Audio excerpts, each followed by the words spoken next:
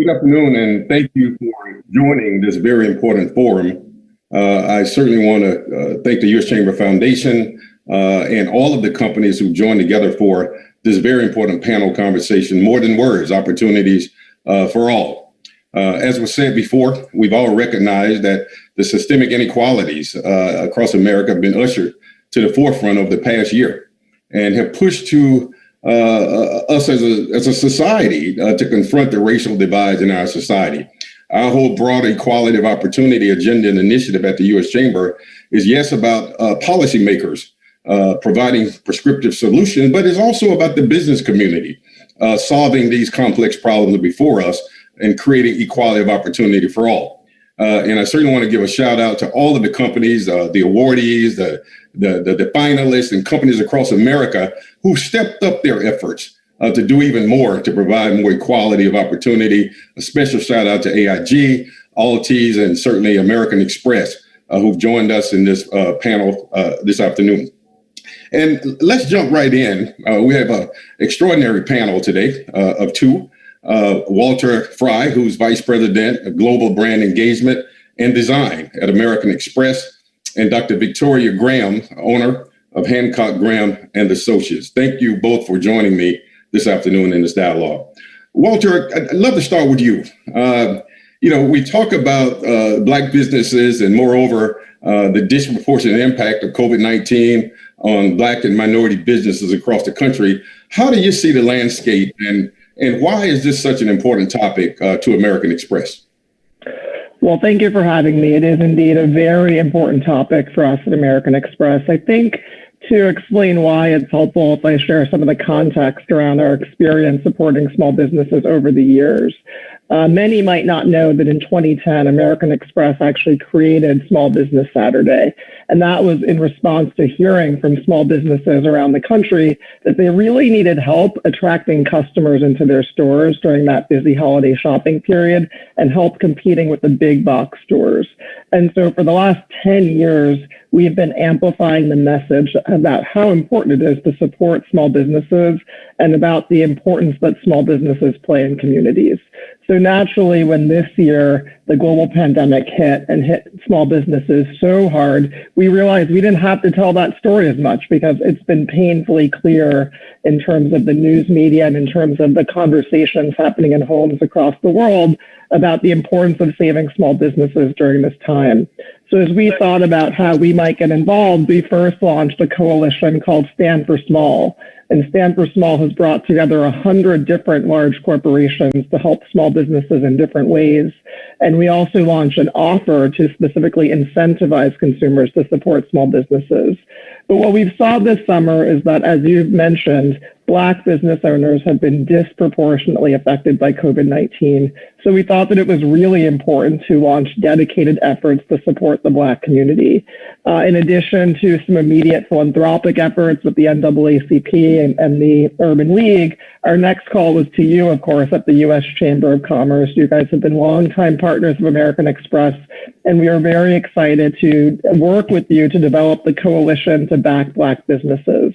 And the coalition has been a first of its kind, bringing together of the four major Black chambers of commerce, the National Black Chamber, the U.S. Black Chamber, the National Business League, and the Walker's Legacy organizations to provide grants, much needed grants to Black-owned businesses.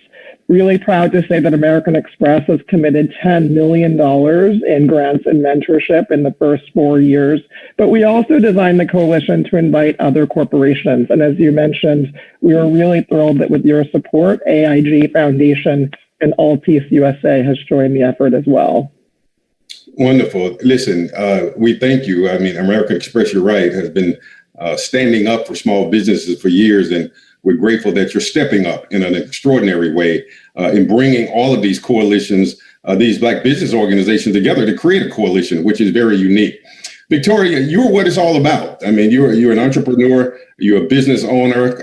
I wish I was in Southwest Florida right now rather than in DC.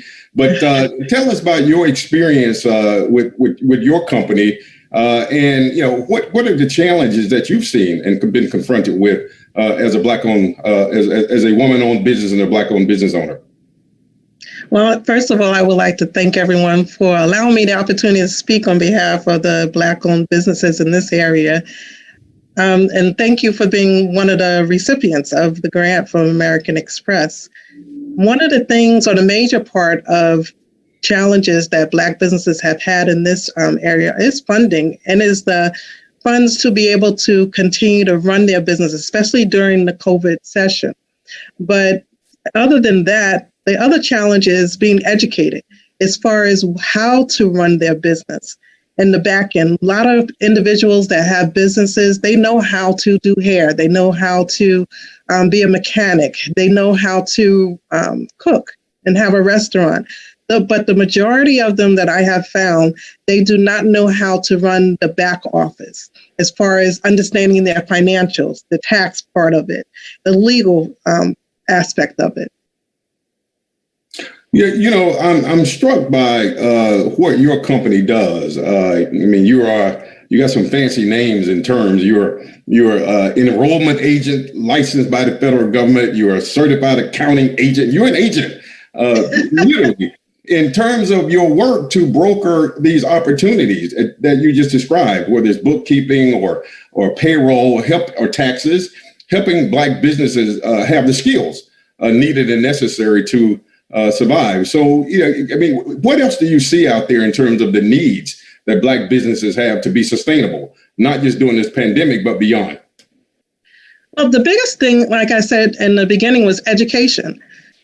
I believe that we should start from high school, educating our children as far as financial literacy is concerned. I can remember growing up in New York, and we always had a course that we had to take it taught us how to balance a checkbook, how to basically live the game of life. I don't know how many remember that game, but it would give you scenarios and what you should do in those different scenarios as far as financially. And so nowadays we don't have that. A lot of that has been taken out of the schools. And I think that is very important that we start there.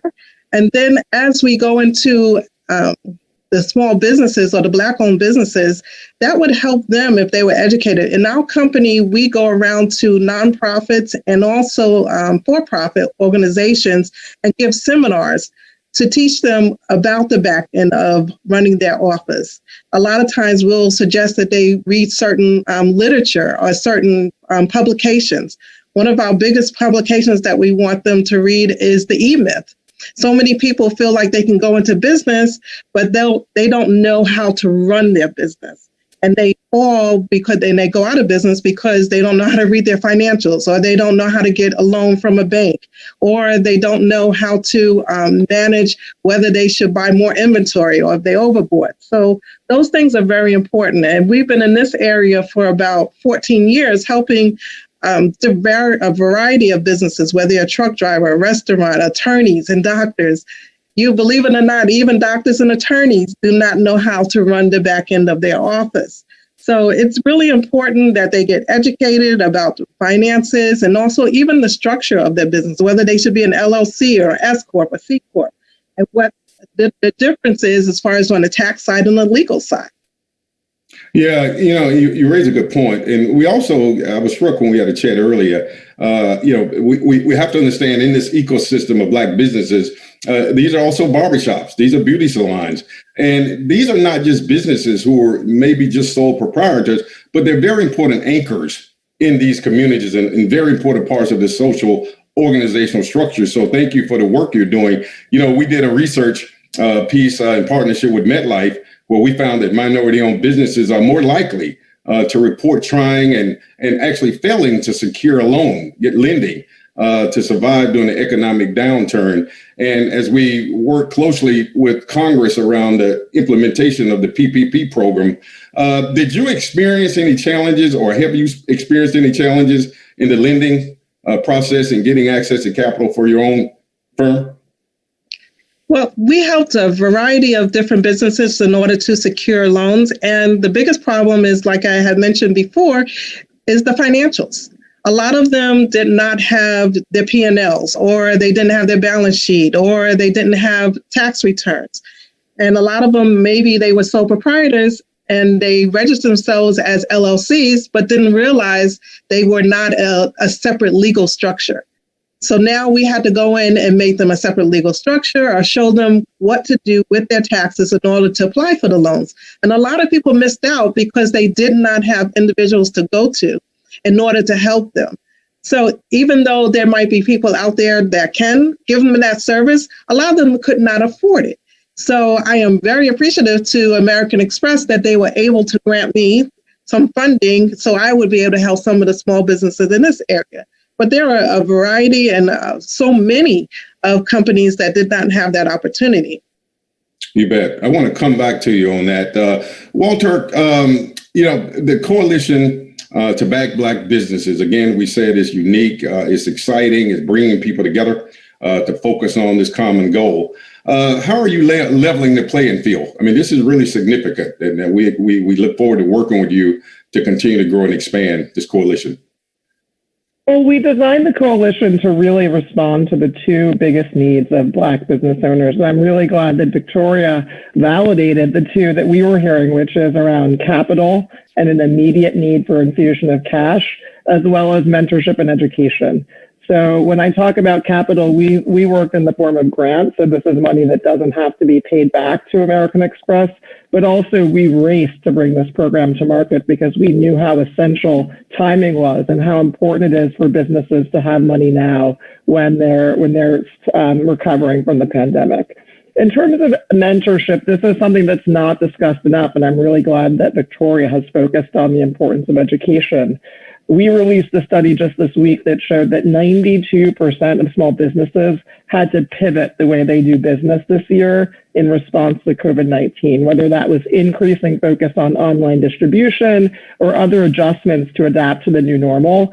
And so we knew how important it was to have the right education and the right mentorships to guide businesses during these times when they need to navigate in new directions.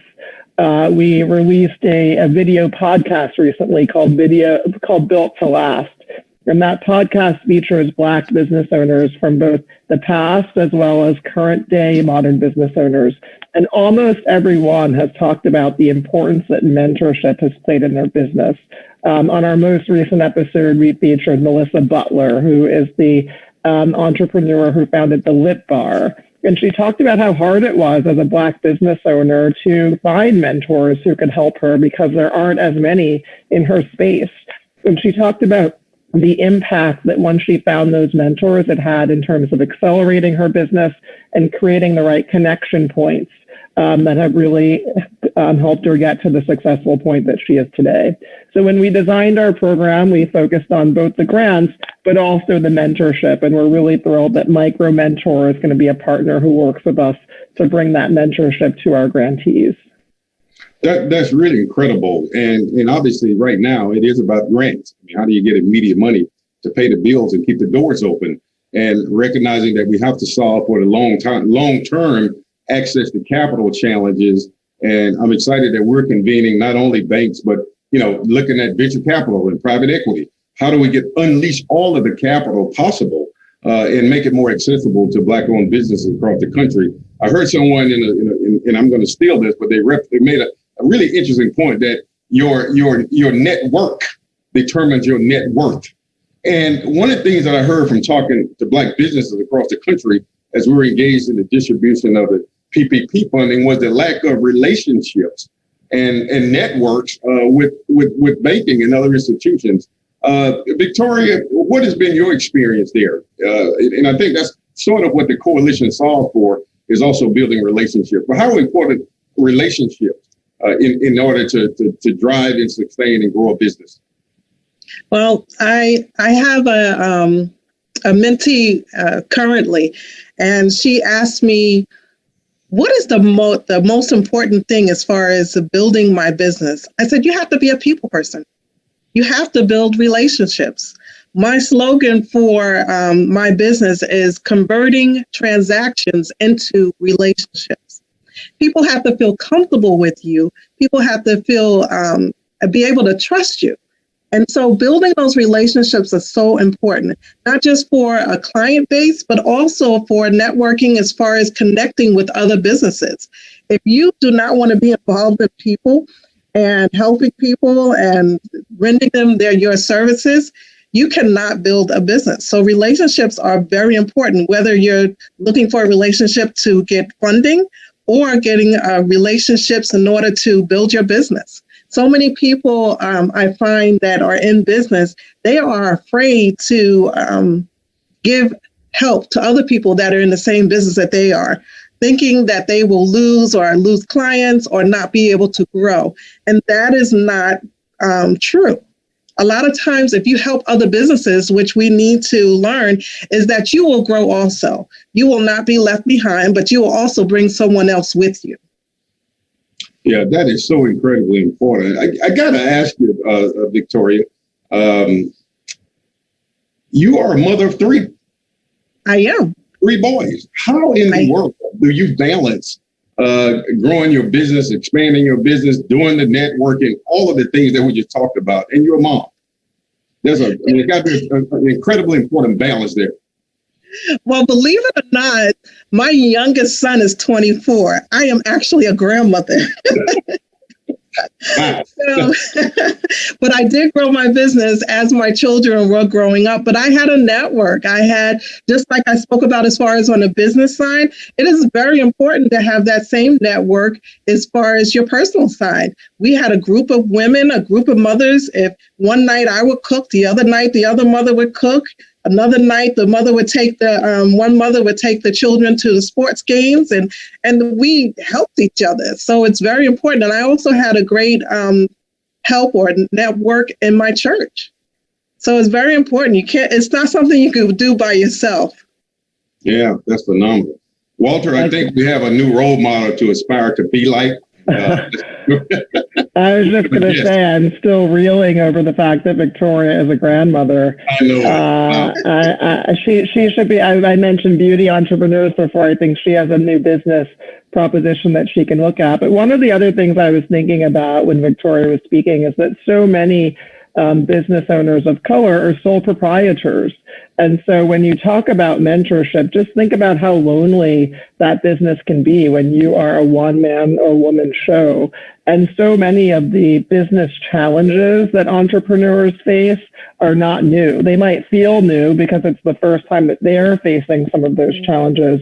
But the beauty and value of mentorship is also to have people to turn to who've already faced some of the experiences, whether that's growing your business from 1 to 5 to 10 employees, or growing your business from one type of distribution system to multiple, or as you and I have talked about, Rick, how you grow from a U.S. focus to also tapping into markets around the world. And so I think when you start to talk about the importance of mentorship, it really does take multiple dimensions in terms of the impact that it can have in terms of growing your business. You're absolutely right. And since this coalition has been announced, Walter, you should know that we've gotten a lot of incoming interest from other organizations, including one very prominent Ivy League school that we'll announce soon.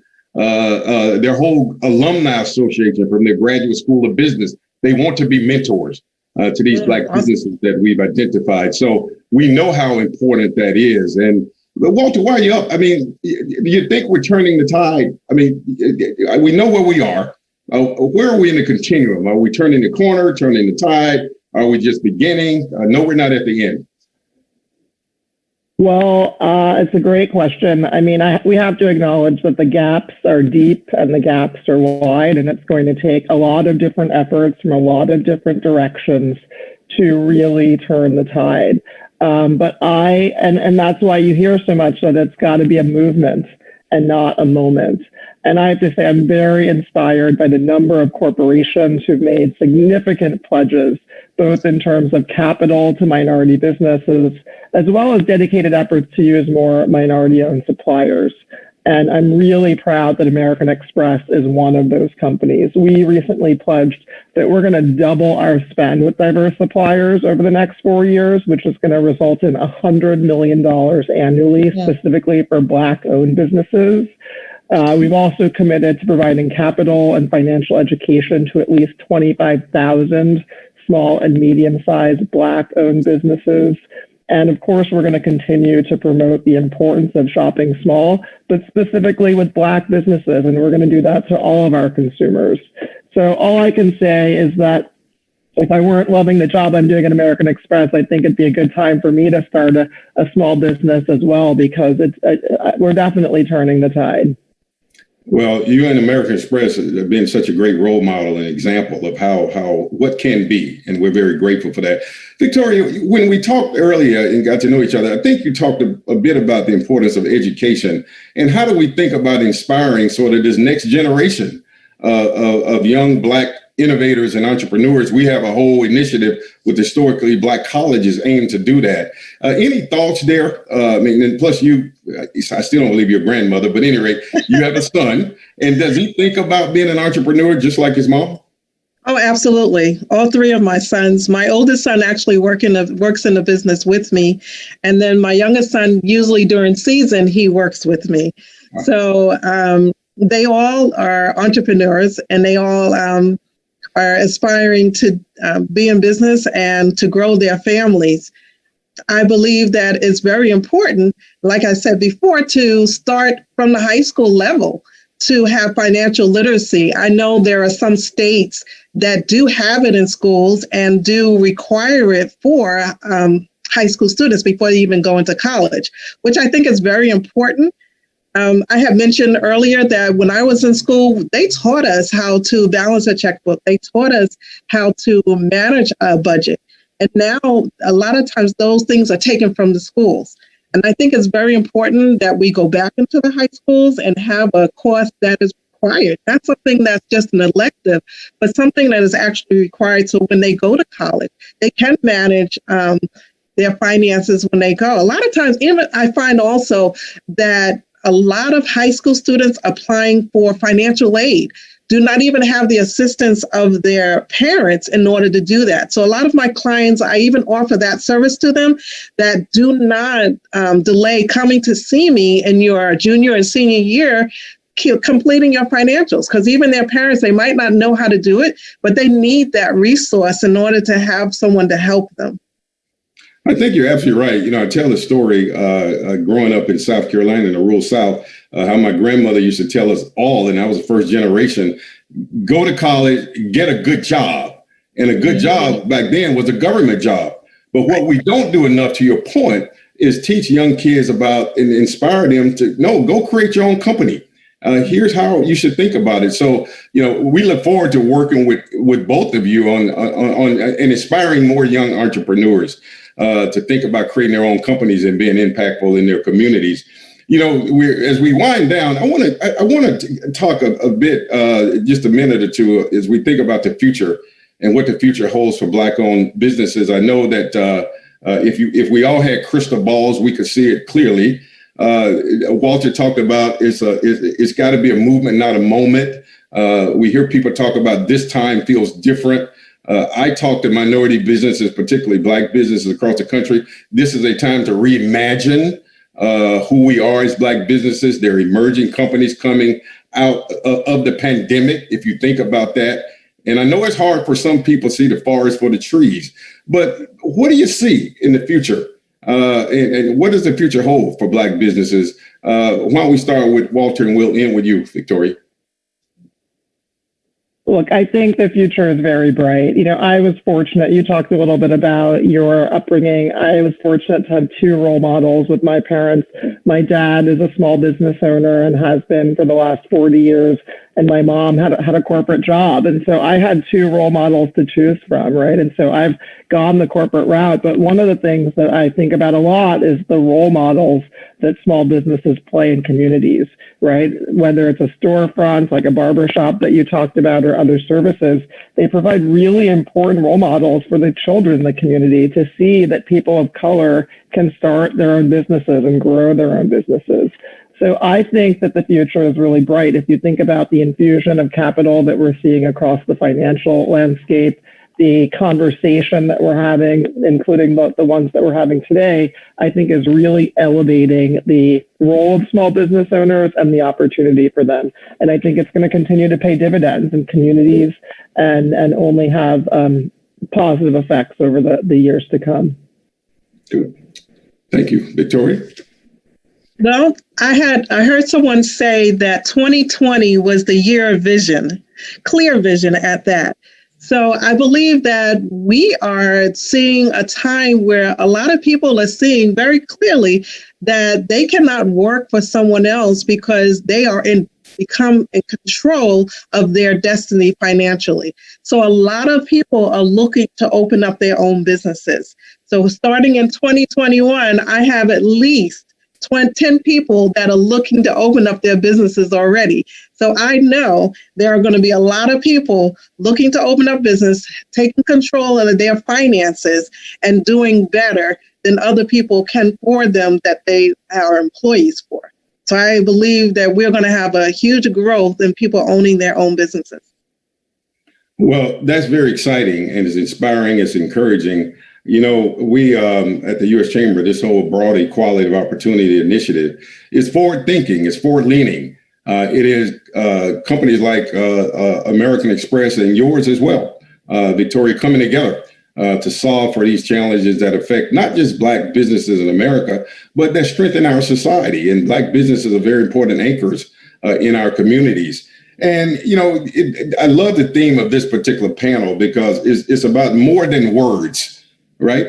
And conversation is important. And we're seeing conversation all across America and we're helping to lead those. And that's very important because that is a good place to start.